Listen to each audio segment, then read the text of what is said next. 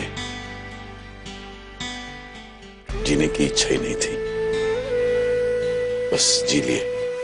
जब से तुम आए हो जीने की उम्मीद और बढ़ गई है।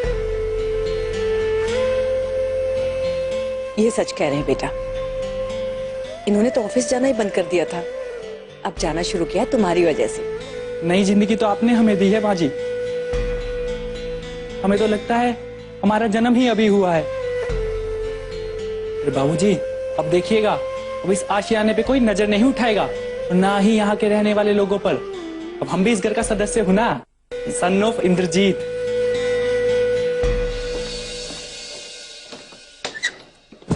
अरे कौन है भैया? कौन कौन है आप लोग?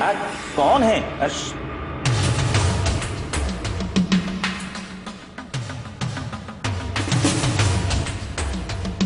नमस्ते नमस्ते भाभी जी, नमस्ते नमस्ते नमस्ते। आप दामिनी की भाभी हैं तो मेरी भाभी हुई। वैसे दामिनी और मेरे रिश्ते के बारे में क्या सोचा आप लोगों ने? ये सोचना मेरा काम नहीं है। बेहतर होगा कि आप मम्मी जी और पापा जी से बात करें। ये भी बात सही। वैसे है कहाँ मम्मी और पापा जी आपके? दिख नहीं रहे। मैं बुला के लाती हूँ। नहीं नहीं, मैं जाता हूँ, आप यहीं रुकिए। नहीं बोला? तुम इन्हें चाय कॉफी पूछो, मैं बुला के लाती हूँ। डरता क्यों मुझसे? आपसे कौन डरता है? ये आपकी बंदूक से डर लगता है। मौत से हरा दी डर लगता है। एक्सक्यूज मी, आपकी तारीफ? राजेश्वर नाम है मेरा। प्यार से लोग मुझे राज कहते हैं। किससे मिलना है आपको? बताया नहीं मेरे बारे में इसको? राजेश्वर है। अरे कौन राजेश्वर? पूरी बात बोलो, पूरी बात। ये आए हैं दामिनी जी से शादी करने के लिए। नेट पर प्रोफाइल देखा, बस हाथ मांगने चला। अरे ऐसे कैसे चले आए? किसी से बात की आपने? हाँ, मम्मी डैडी से बात हुई है। वैसे तुम कौन हो? तुमने अपने बारे में नहीं बताया। मैं दामिनी का भाई अजीत भंडारी। ओहो हो, तो आप हैं साले साहब, मेरा मतलब है होने वाले साले साहब। भाई आपसे मिलकर बहुत खुशी हुई।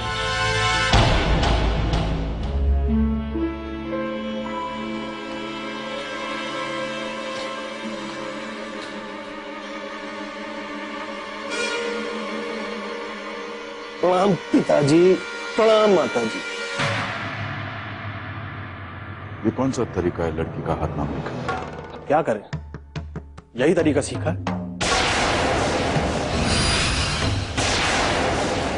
बेटा ये शादी नहीं हो सकती। सारा कसूर इस भेजे का है।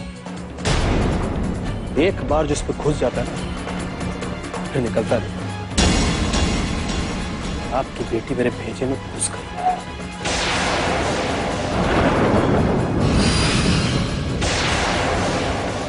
शादी तो मेरी होगी और आपकी बेटी के साथ ही होगी। ए मिस्टर,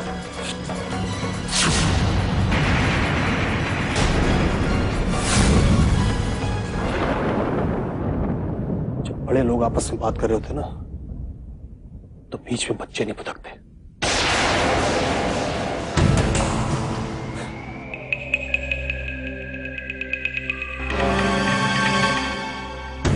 बाबूजी मेरा एक संदेश दामिनी को जरूर दे दीजिएगा।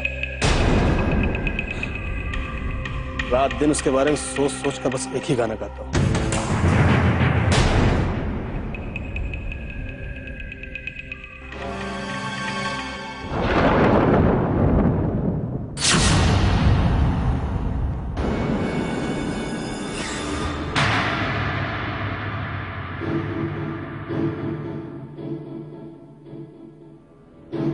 अरे का हुई गवा?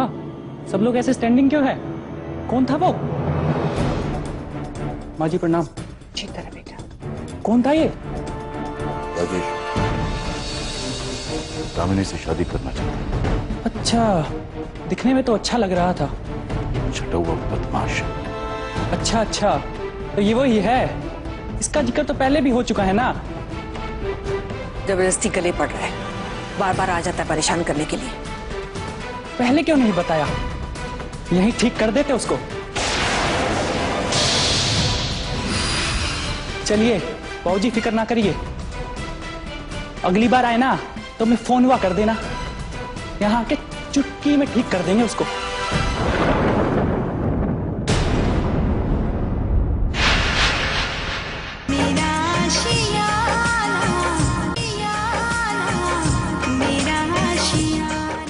मम्मी, मम्मी, मैंने सुना है राजेश्वर आया था। हाँ बेटा, मैं भी उसी चिंता में बैठी हूँ। समझ में नहीं आ रहा बैठे बिठाए क्या मुसीबत गले पड़ गई है। मम्मी, इस मुसीबत से पीछा छुड़ाने का रास्ता है मेरे पास, क्योंकि अगर हम ऐसे ही डरते रहेंगे तो हमें और डराएगा। इसलिए मैंने सोचा है कि पुलिस में जाकर उसके खिलाफ कंप्लेन लिखो। नहीं बेटा, हमें ऐसा कोई काम नहीं करना जिससे मुसीबत और बढ़ जाए। वो आदमी ठीक नहीं है। इसके लिए तो हमें कोई ऐसा रास्ता निकालना पड़ेगा जिससे सांप भी मर जाए और लाठी भी ना टूटे। क्यों ना हम हरिलाल की मदद लें? हाँ, आज ही वो कह भी रहा था। मेरे ख्याल से वो ही हमें इस मुसीबत से बचा सकता है। अब की बार अगर राजेश्वर आया ना तो मैं हरिलाल को बुला ही लूंगी। ये सब कुछ भाभी की वजह से हुआ है। ना ही वो नेट पर प्रोफाइल डालती और ना ही हमारे ऊपर ये मुसीबत आती। दामिनी जी, दामिनी जी, अरे ये मैडम कहाँ एग्जिट कर गई? Harilal,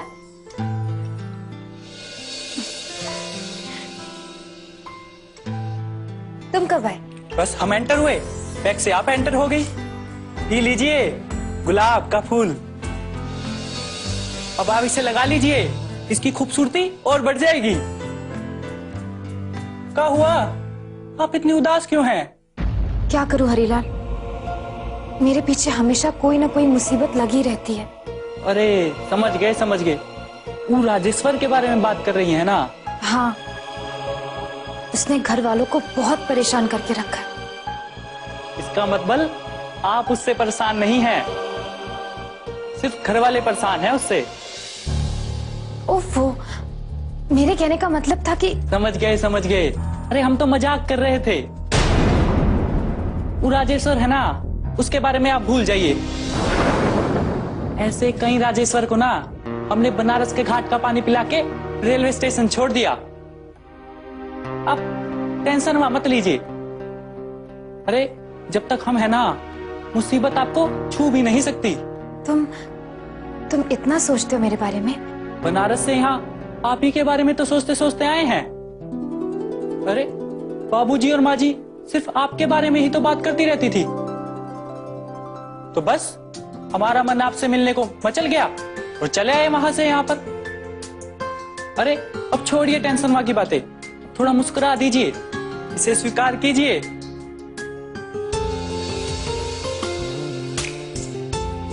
thank you. देखिए मुस्कुराने से आपकी खूबसूरती में 4 चांद लग गए हैं। और ये राजेश्वर है ना, इसकी जिम्मेदारी आप हम पे छोड़ दीजिए, इसको तो हम ठीक कर देंगे। अभी आप अपना हुलिया बदल दीजिए कि क्या पुरानी फिल्मों की हीरोइन की तरह बन के रहती हैं। अब ऐसा हुलिया बनाएंगी तो राजेश्वर जैसे लोग ही तो पीछे पड़ेंगे ना। थोड़ा बन ठन के रहेंगी तभी तो स्मार्ट और हैंडसम लड़के पीछे पड़ेंगे। आप बात तो मानिए एक बारी। बस बस, ऐसा लग रहा है जैसे अभी मैं कोई फिल्म की शूटिंग करने जा रही हूँ। अरे ये जरूरी है का कि फिल्म की हीरोइन ही बन ठन के रहे? अपनी भाभी जी को तो देखिए कैसे बन ठन के रहती हैं। अरे कोई कहेगा क्या, एक बच्चे की माँ है वो। हमारी बात आपकी खोपड़िया में गई क्या नहीं? हाँ हरिलाल, मुझे तुम्हारी सारी बातें अच्छी तरह से समझ में आ गई। बस आप हमारे बताए हुए रास्ते पे चलिए, फिर देखिएगा कोई ओंगे पोंगे लड़के से आपकी मैरिज नहीं होने देंगे। अब ये जिम्मेदारी हमारी, ठीक है ना? ओके, ठीक है। पर विश्वास तो है ना आपको? बहुत। अब ठीक है, चलो अब हम चलता हूँ, हमें माँ जी बाबू जी से भी तो मिलना है ना, ठीक है?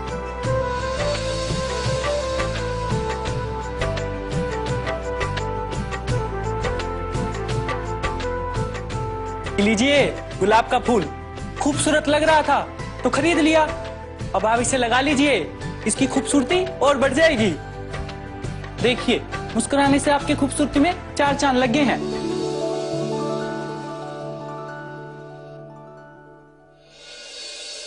सुषमा, सुषमा, सुषमा, सुषमा, क्या बात है भैया? एक बहुत ही खुशखबरी है। हमें अपनी दिव्या के लिए एक ऐसा लड़का मिल गया है जो वो 7 जन्मों तक भी सोच नहीं सकती। हमसे ज्यादा अमीर, हमसे ऊंचा खानदान, और तो और वो उस घर का इकलौता वारिस है। हमारी बेटी राज करेगी, राज। सच भैया, इतनी बड़ी खुशी की बात सुनाई आपने। वैसे मैंने भी एक लड़का देख रखा है। वो अपने जमींदार शास्त्री है ना, उनका बेटा कुणाल। अरे 40 गांव के जमींदार है वो। इकलौता बेटा, इतना बड़ा खानदान, और सोने पे सुहागा तो ये है कि वो मेरे ससुराल की तरफ से है। सही है ना? इतना बड़ा भाग्य कि एक ही दिन में 2 रिश्ते आ गए हैं। दिव्या, जी पापा। कहाँ जा रही हो? कुछ नहीं पापा, बस किसी फ्रेंड से मिलने ही जा रही थी। अब ये मिलना मिलना छोड़ दो, तुम्हारे लिए लड़का मिल गया है।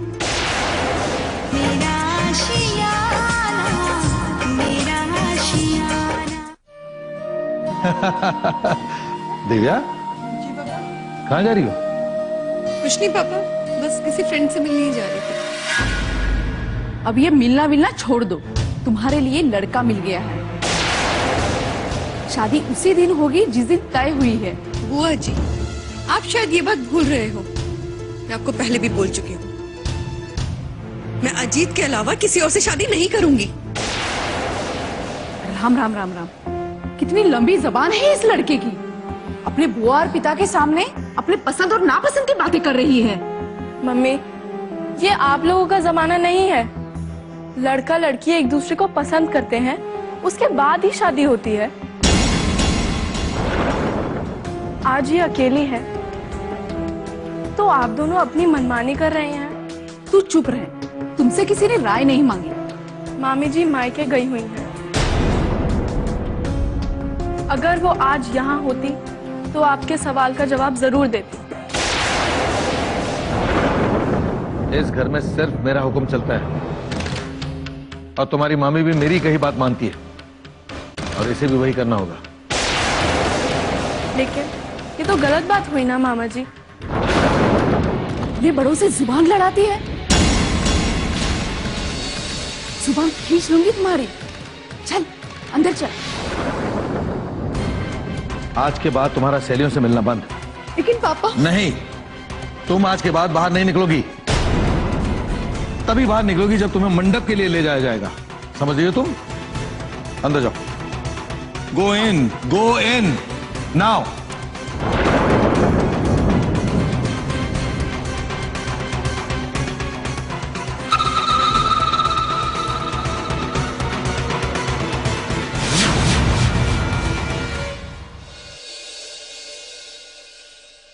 हाँ दिव्या बोलो। अजीत, अजीत, क्या हुआ दिव्या, तुम रो क्यों रही हो? आज तो मेरी आवाज तो सुन पा रही हूँ ना, लेकिन कल तो मुझे देख भी नहीं पाओगे। अरे दिव्या ऐसे क्यों बोल रही हो तुम?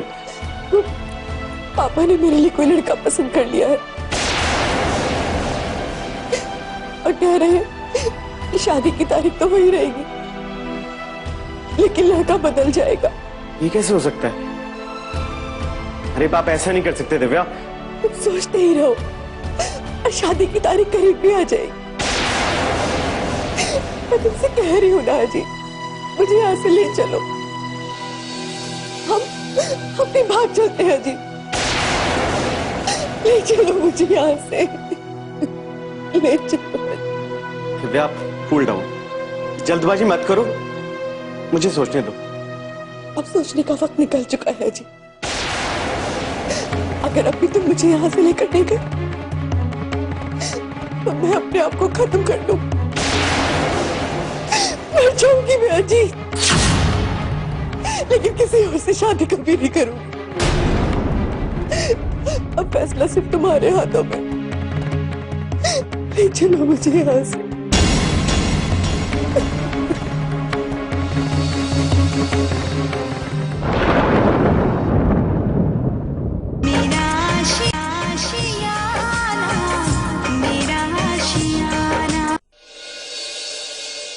दादी माँ, दादी माँ, क्या हुआ मेरी बेटी? दादी माँ, मैं ये शादी नहीं करूंगी। मैं मर जाऊंगी दादी माँ, लेकिन ये शादी कभी नहीं करूंगी। मैं कभी नहीं करूंगी दादी। ऐसा नहीं कहते मेरी बेटी। तो चिंता क्यों करती है? मैं हूं ना। दादी माँ, ये जो कुछ भी हो रहा है बुआ जी की वजह से हो रहा है। ये सब कुछ बुआ जी ही करवा रही है। पहले तो पापा मेरी बात मान लिया करते थे, लेकिन अब मेरी खुशी की जरा भी परवाह नहीं है उन्हें। अब देख लेना दादी माँ, वो पता नहीं किसी और से मेरी शादी करवा ही देंगे। करवा देंगे वो मेरी शादी कहीं और। मुझे किसी और से शादी नहीं करनी दादी माँ, मुझे बचा लीजिए। ऐसे कैसे करवा देंगे? वो क्या समझता है उसका फैसला इस घर में उसका आखिरी फैसला है? उसकी इसी हरकत की वजह तो मैं आश्रम चली गई थी और उसे खुली छूट मिल गई। नतीजा क्या हुआ? वो अस्पताल पहुंच गया। मैं ऐसा उससे नहीं करने दूंगी। अब आप कहीं मत जाइएगा दादी, आप कहीं मत जाइएगा। मुझे बहुत डर लग रहा है। मुझे छोड़ के कहीं मत जाइएगा दादी माँ। अब हमेशा मेरे साथ रहिएगा। मुझे किसी और से शादी नहीं करनी। अरे अब वो ऐसा नहीं करेंगे, मैं उन्हें ऐसा करने ही नहीं दूंगी। मैं भी देखती हूँ देवराज तुम्हारी शादी जबरदस्ती कैसे करवाता है। मैं देवराज से बात करती हूँ।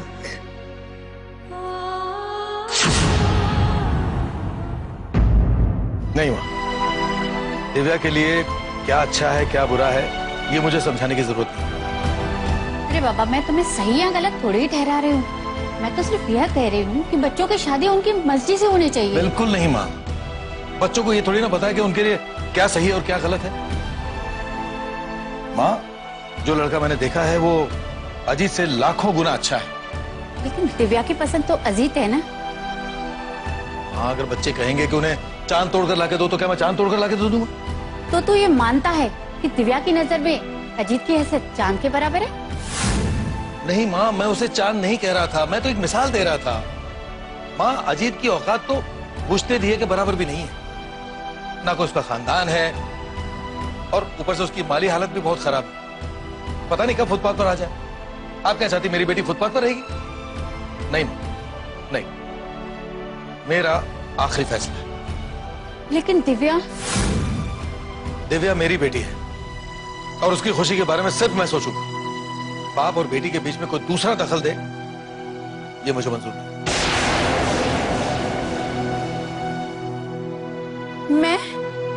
मैं कौन होती हूँ? मैं दिव्या की दादी हूँ। दादी,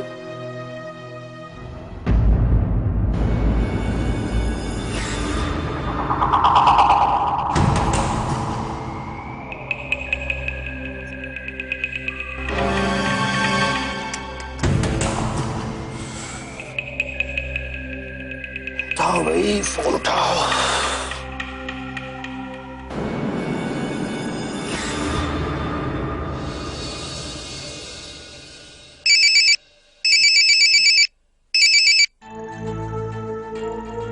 हेलो,